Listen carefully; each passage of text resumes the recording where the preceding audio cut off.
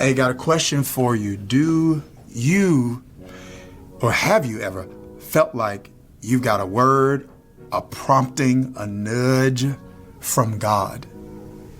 Many people respond to that prompting, nudge, word with action. I want to share with you that there are 3 things you need to do before you move on any word you think you've got from God.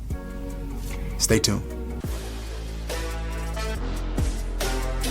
Listen, it is a Christian social norm, I think, for people to articulate promptings, nudges, hunches that they feel like they got from God. And I obviously believe in the reality of God speaking. I see it scripturally. I did a video earlier that's on this page somewhere where I talk about biblically the number of different ways we see God speaking in scripture inaudibly. We see him speaking through the scriptures, obviously. So he speaks through the scriptures. He speaks through the saints. He speaks by his spirit, and by his spirit that's inaudibly. That is through our intuition, hunches, nudges, promptings that we shouldn't quench, right? And God can also use experiences, like he used a whale to speak to Jonah. So when Jonah was swallowed by the whale didn't say, like verbally, you need to turn around and go in the other direction. But the whale was saying, you need to turn around and go in the other direction. So I believe in that. My life bears the fruit of that. The reason I ended up not going to law school and going to seminary was because of one of those promptings. The reason I planted a church was because of one of those promptings. Where I've planted churches have been in response to those promptings. But before I've just leaped out on a word, there are 3 steps I've learned to take. And I want to share those steps with you because these steps, I think, are very key steps that will help us make sure we're not stepping into foolishness in the name of walking by faith. This is important, right? Because I think it's possible, or I think it's necessary to trust that God can and does and will speak to us. Like that, it's important to believe that. But we also don't need to have that same level of trust in our ability to hear right. I believe I have way more confidence in his ability to speak than I do in my ability to always hear. So here are 3 steps and that I think everyone should walk through when it comes to stepping out on a word from God. Number 1 is a step called revelation. And that is just simply me coming to a degree of awareness regarding what God is saying. So whether that is a prompting, whether that is an inaudible voice, whether that is intuition, it is my hearing, discerning, sensing God leading me to some course of action. That's revelation. I believe God's talking to me about something right now. I believe God says start this. I believe God says say that. I believe God says go there. I believe God says write this. That is revelation. Revelation is simply disclosure. It's like, okay, man, I've become clear that God is speaking. Now, here's what happens. Very often, people take revelation and they go right into action. And there are 2 more steps that you need to go through. Because after you move from revelation, I have a sense of what God, or that God saying something. And I have a sense of what I heard him say. The second step is interpretation. Revelation asks the question, what did he say? Interpretation asks the question, what did he mean? See, just because I heard what he said doesn't mean I'm accurately interpreting what he means. I want to give you an example of this. Jeremiah 1 records God speaking to Jeremiah. And one of the ways he's speaking to Jeremiah is through prophetic visions, dreams. And so he puts these dreams in the heart of Jeremiah, and then he asks him this question. He would ask him, tell me, what do you see? And Jeremiah would articulate what he's seen, and God would respond to Jeremiah by saying, you've seen well. Does that make sense? So He's saying, hey, it's one thing, Jeremiah, for you to say you see what I'm showing you. It's another thing for you to accurately interpret what you see. So Jeremiah's articulation back to God regarding what he saw was God's way of vetting to see how good a job Jeremiah was doing in interpreting the message. And this is a step that it is easy to skip if I'm being pushed by pride. So there's this term, and it's not a spiritual term at all, but it applies to our spiritual lives. It's a term called epistemological humility. Epistemology deals with knowledge. So you put those things together. So it's like humility about knowledge. So it's really this concept that the more knowledgeable a person actually becomes, the more humble they should be. Right? Because the more you know, the more you the more you discover what you don't know. So there should be a degree of humility that we hold our knowledge with, because as much as I know, there might be something about this that I don't know. So I can hold firm to it and I can have a deep conviction about a certain thing. Yet at the same time, I shouldn't operate with an aura of arrogance about that. Because it's possible that I misunderstood something. It's possible that I misinterpreted something. It's possible that the information that I got is inaccurate.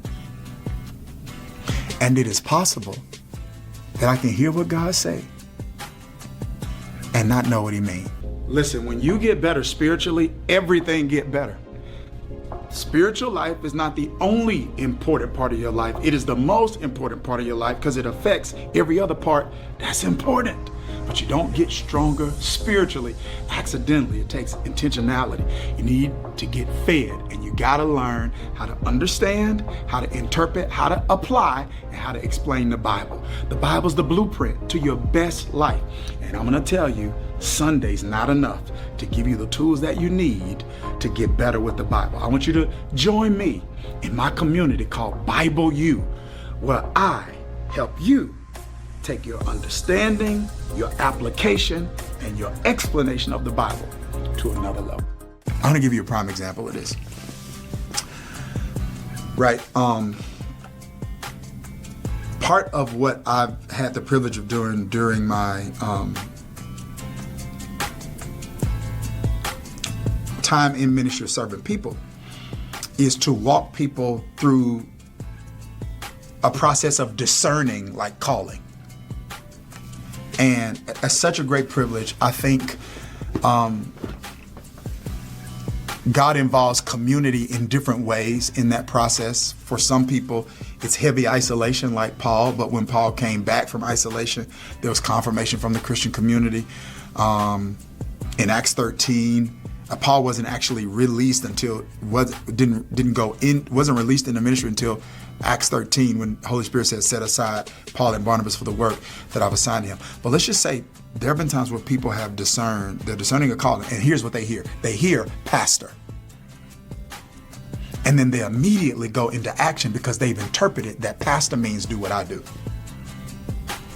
And then they go into that line of ministry, that part of the vineyard, and they don't see fruit, and they don't see fruitfulness. And it is confusing, it is deflating, it is frustrating, and it can cause people to question, did I hear God wrong? It's like, no. You got the revelation right. You got the interpretation wrong. Maybe he didn't mean start a church. Maybe he meant shepherd a community. Wow. Maybe he meant shepherd your neighborhood. Maybe he meant shepherd your son's basketball team. Someone can hear a word, leave, and they can think that word means, okay, leave this thing. And sometimes leave doesn't mean leave now. Yeah, right? Sometimes leave means leave the way you're doing a thing, not a thing.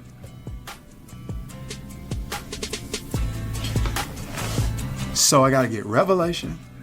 Then I need accurate interpretation. And accurate interpretation requires counsel and community. In the multitude of counsel, there is safety.